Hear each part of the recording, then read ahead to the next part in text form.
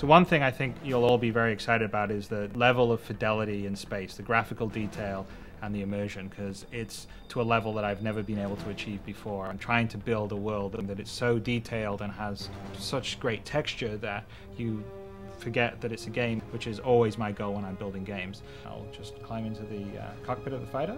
And as you can see, as we're sort of climbing in, there's a huge amount of detail in the cockpit, because one of the biggest keys for me in the next game I'm building is I really want to have that immersion to be complete.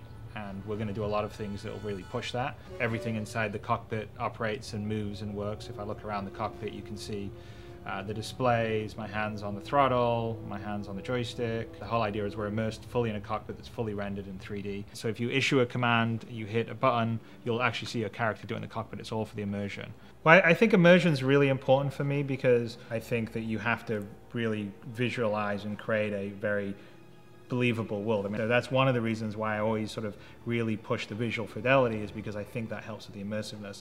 And the more immersive, the more connected you are to the experience. The more connected you are to the experience, I think the more fun the game itself will be. So an example of that is if we're looking around at our character, we can see that the character himself is about 100,000 faces, which is about 10 times the detail of most current day AAA games. Are about 10,000 faces or so, and so that just allows you to have a little extra detail.